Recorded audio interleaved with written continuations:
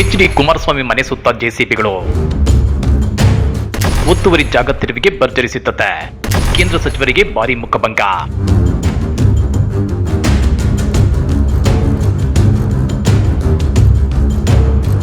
ಮಾಜಿ ಸಿಎಂ ಕೇಂದ್ರ ಸಚಿವ ಎಚ್.ಡಿ. ಕುಮಾರಸ್ವಾಮಿ ಅವರ ಮನೆ ಸುತ್ತ ಜೆಸಿಬಿಗಳು ನಿಂತಿವೆ.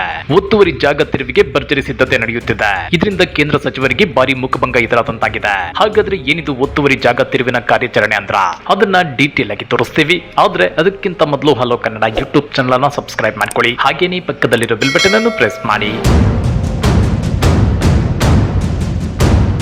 ಕಾರ್ಯಾಚರಣೆ, ಭರ್ಜರಿ ಕಾರ್ಯಾಚರಣೆ. ಕೇಂದ್ರ ಸಚಿವ ಎಚ್.ಡಿ. ಕುಮಾರಸ್ವಾಮಿ ವಿರುದ್ಧ ಈ ಹಿಂದೆ ರಾಮನಗರದ ಬಿಡದಿಯಲ್ಲಿ ಭೂ ಒತ್ತುವರಿ ಮಾಡಿಕೊಂಡ ಆರೋಪ ಕೇಳಿ ಬಂದಿತ್ತು. ಒತ್ತುವರಿ ತೆರವು ಮಾಡುವಂತೆ ಹೈಕೋರ್ಟ್ ಆದೇಶವನ್ನು ಹೊರಡಿಸಿತ್ತು. ಆ ಪ್ರಕಾರ ಇವತ್ತು ಕಂದಾಯ ಇಲಾಖೆ ಒತ್ತುವರಿ ಕಾರ್ಯಾಚರಣೆಗೆ ಮುಂದಾಗಿದೆ. ಪ್ರಭಾವಿ ರಾಜಕಾರಣಿಯೊಬ್ಬರ, ಅದರಲ್ಲೂ ಕೇಂದ್ರ ಸಚಿವರೊಬ್ಬರ ವಿರುದ್ಧ ಒತ್ತುವರಿ ತೆರವು ಕಾರ್ಯಾಚರಣೆಗೆ ರಾಜ್ಯ ಸರ್ಕಾರ ಮುಂದಾಗಿರುವ ಅಪರೂಪದ ಪ್ರಕರಣ ಇದಾಗಿದೆ. ನಿಮ್ಗೆ ಗೊತ್ತಿರಲಿ, ಬಿಡದಿಯ ಕೇತಗಾನಹಳ್ಳಿಯ ಸರ್ವೆ ನಂಬರ್ 7, 8, 9, 10, 16, 17 ಮತ್ತು 79ರಲ್ಲಿ ಭೂ ಒತ್ತುವರಿಯಾಗಿದೆ ಅನ್ನೋ ಆರೋಪ ಕೇಳಿ ಬಂದಿತ್ತು. 14 ಎಕರೆ ಸರ್ಕಾರಿ ಭೂಮಿಯನ್ನ ಅಕ್ರಮವಾಗಿ ಒತ್ತುವರಿ ಮಾಡಿಕೊಳ್ಳಲಾಗಿದೆ ಅನ್ನೋ ಆರೋಪದ ವಿಚಾರದಲ್ಲಿ ತೆರವು ಕಾರ್ಯಾಚರಣೆ ಮಾಡಲು ಹೈಕೋರ್ಟ್ ಆದೇಶ ನೀಡಿತ್ತು.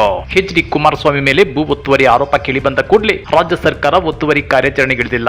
ಬದಲಿಗೆ ಈ ಪ್ರಕರಣ ಸಂಬಂಧ ಕಂದಾಯ ಇಲಾಖೆ ಎಸ್ಐಟಿ ರಚನೆ ಮಾಡಿಕೊಂಡಿತ್ತು. ಈ ಹಿನ್ನೆಲೆ ಕಂದಾಯ ಇಲಾಖೆ ಹಾಗೂ ಸರ್ವೆ ಇಲಾಖೆಯಿಂದ ಜಂಟಿ ಸರ್ವೆ ನಡೆಸಿ ಸರ್ಕಾರಕ್ಕೆ ವರದಿ ಸಲ್ಲಿಸಿತ್ತು. ಅದರ ಪ್ರಕಾರ ಇವತ್ತು ಒತ್ತುವರಿ ಭೂಮಿಯ ತೆರವು ಕಾರ್ಯಾಚರಣೆಗೆ ಕಂದಾಯ ಇಲಾಖೆ ಮುಂದಾಗಿದೆ. ಕೇಂದ್ರ ಸಚಿವ ಎಚ್.ಡಿ. ಕುಮಾರಸ್ವಾಮಿ ಅವರ ತೋಟದ ಮನೆಯ ಸುತ್ತಮುತ್ತಲಿನ ಒತ್ತುವರಿ ಜಾಗದ ತೆರವಿಗೆ ಸಿದ್ಧತೆ ಮಾಡಿಕೊಳ್ಳಲಾಗಿದೆ. ಈಗಾಗಲೇ ಎಚ್.ಡಿ. ಕುಮಾರಸ್ವಾಮಿ ಅವರ ತೋಟದ ಮನೆಯ ಮುಂದೆ 2 ಜೆಸಿಬಿಗಳು ಬಂದು ನಿಂತಿವೆ. ರಾಜ್ಯ ಸರ್ಕಾರಕ್ಕೆ ಹೈಕೋರ್ಟ್ ತರಾಟೆ. ಆರೋಪಿಗಳಿಗೆ ಮಂಪರು ಪರೀಕ್ಷೆ.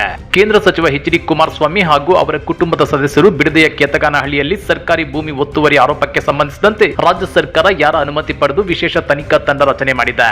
ಆರೋಪಿಗಳನ್ನ ಮಂಪರು ಪರೀಕ್ಷೆಗೆ ಒಳಪಡಿಸಿದ್ರೆ ಸತ್ಯ ಹೊರಬರಲಿದೆ ಅಂತೇಳಿ ಹೈಕೋರ್ಟ್ ತರಾಟೆಗೆ ತಗೊಂಡಿದೆ. ವಿಚಾರಣೆ ವೇಳೆ ರಾಜ್ಯ ಸರ್ಕಾರವನ್ನ ತೀವ್ರವಾಗಿ ತರಾಟೆಗೆ ತೆಗೆದುಕೊಂಡ ಹೈಕೋರ್ಟ್ ಎಸ್ಐಟಿ ರಚಿಸಬೇಕು ಅಂತೇಳಿ ನ್ಯಾಯಾಲಯ ಹೇಳಿದೆ. ಕಂದಾಯ ಇಲಾಖೆಯ ಪ್ರಧಾನ ಕಾರ್ಯದರ್ಶಿಯಾದ ರಾಜೇಂದ್ರ ಕಟಾರಿಯಾ ಎಸ್ಐಟಿ ರಚಿಸಿದ್ದಾರೆ. ಕಂದಾಯ ಇಲಾಖೆಯು ಎಸ್ಐಟಿ ರಚಿಸಲು ಅಷ್ಟು ಶಕ್ತಿಶಾಲಿಯೇ. ರಾಜ್ಯ ಸರ್ಕಾರವು ಸಂವಿಧಾನಕ್ಕಿಂತ ಮಿಗಿಲಾಗಿದೆಯೇ. 14 ಎಕರೆ ಒತ್ತುವರಿ ತೆರವು ಮಾಡಲಾಗಿದೆ.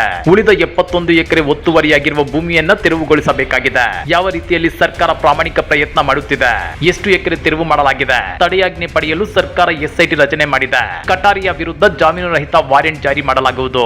ನ್ಯಾಯಾಲಯದ ಆದೇಶವನ್ನ ಜಾರಿಗೊಳಿಸಬೇಕು. ಇಲ್ಲವೇ ಆರೋಪಿಗಳನ್ನ ಜೈಲಿಗೆ ಹಾಕಬೇಕಷ್ಟೇ.